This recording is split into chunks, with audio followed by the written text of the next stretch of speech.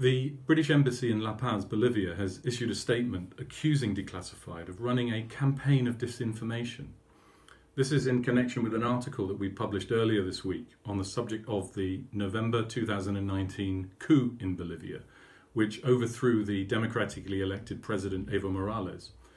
Our article was based on open source information and information gleaned from the Foreign Office under Freedom of Information requests, clearly documenting how the British Foreign Office and the British Embassy welcomed the coup, worked with the coup regime after it took power, even after it killed 18 protesters in demonstrations, still worked with the regime, conducted an international mining event with the regime, regarded the regime as a strategic partner.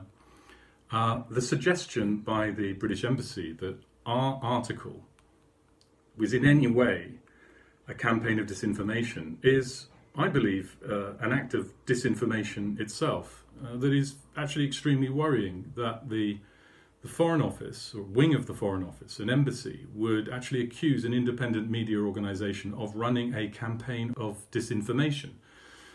This is not the first time that Declassified has been targeted by the British government. As many of our followers know, we have been blacklisted recently by both the Ministry of Defence and the UK's largest intelligence agency, GCHQ. The Ministry of Defence issued an unprecedented apology for its failure to uphold civil service guidelines in how governments are meant to deal with independent journalism organisations. But it raises all sorts of questions again about attacks on media freedom and attacks on journalists by the government, because we are not an isolated incident. We know of other cases where journalists have been targeted. And this is coming at a time, of course, when the government is proclaiming its support for media freedom, when it's running actually a global campaign to stress its support for the importance of independent journalism. So it's a matter of gross hypocrisy that we're now being accused of disinformation. The accusation that Declassified has been involved in a campaign of disinformation is genuinely really serious, because disinformation as defined by the British government is deliberately putting out false information in order to deceive people and to promote particular political or other objectives. That's a really strong accusation to level at an independent media organisation on the basis of absolutely no evidence whatsoever which has been provided.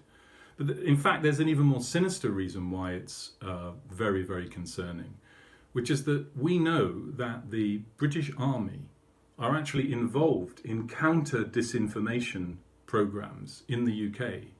It's been conceded by the head of the military, the Chief of the Defence Staff, that the Army's secretive 77th Brigade are involved in counter-disinformation operations in the UK.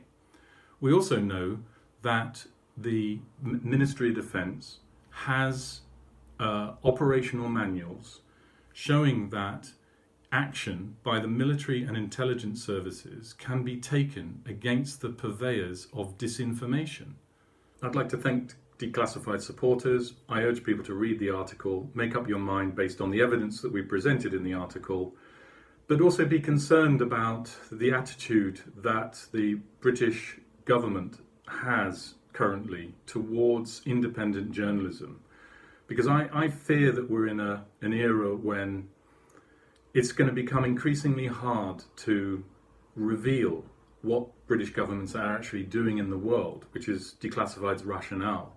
Because the government is actually trying to clamp down on the ability of independent journalists to do that, whilst it's proclaiming its support for precisely that. And that's why I hope that people will continue to follow and support Declassified, and to keep an open mind on all these things and not be cowed by government propaganda about disinformation.